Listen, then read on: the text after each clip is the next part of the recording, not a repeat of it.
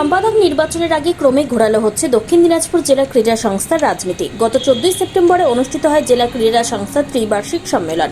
সম্মেলনে 22 জনের কমিটি গঠন হয়েছে। দীর্ঘ বছর আরএসপি নিয়ন্ত্রণে থাকা জেলা ক্রীড়া সংস্থার কমিটি থেকে এবারই প্রথম আরএসপি রাজ্য নেতাদের বিদায় দিয়ে ঠাঁই হয়েছে তৃণমূল জেলা স্তরের নেতাদের। কার্যকরী সভাপতি পদে দীর্ঘদিন ধরে থাকা আরএসপি রাজ্য কমিটির নেতা অমর সরকারকে বিদায় দিয়ে দায়িত্ব পেয়েছেন বালুরঘাটের ব্যবসায়ী তথা প্রাক্তন খেলোয়াড় বিপ্লব দেব। আরও একজন রাজ্য কমিটির সদস্য কল্যাণ ব্যানার্জিকেও বিদায় দিয়ে সহসভাপতি করা হয়েছে মন্ত্রী ভ্রাতা শার্দুল মিত্রকে। গত বিধানসভায় বালুরঘাটের তৃণমূল প্রার্থী শেখর দাশগুপ্ত তৃণমূল প্রাক্তন জেলা সভাপতি মৃণাল সরকারেরও ঠাঁই হয়েছে কমিটিতে। খুব শীঘ্রই সম্পাদক নির্বাচনের দিনক্ষণ ঠিক করবেন জেলা শাসক তথা জেলা ক্রীড়া সংস্থার সভাপতি। কমিটি থেকে আরএসপি হ্রাস কমে তৃণমূলের মাটি শক্ত হতে নতুন সম্পাদক নির্বাচন নিয়ে রাজনীতি জমে উঠেছে। বিভিন্ন মহল থেকে উঠছে ডিএস এর বিরুদ্ধে নিয়ম না মানার অভিযোগ, কিন্তু সবই সংস্থার নিয়ম মেনেই হয়েছে বলে দাবি সদ্য দায়িত্বপ্রাপ্ত কার্যকরী সভাপতির। এই বিষয়ে তিনি কি বললেন চলুন শুনে নেওয়া যাক।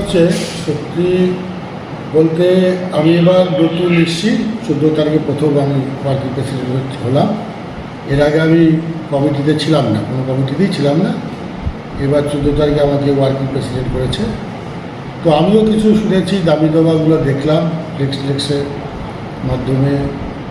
তো আমি জানার চেষ্টা করছিলাম।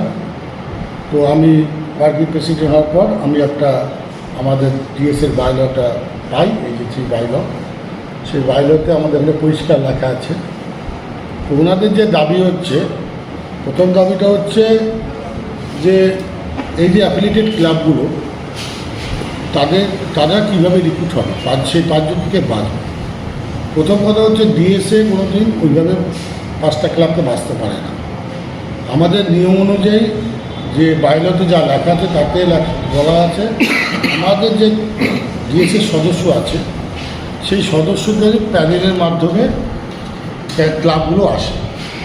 তারা যে ক্লাবগুলোকে দিবেন তাদের ক্লাবের লিখিত পেয়ার এইসব লাগবে।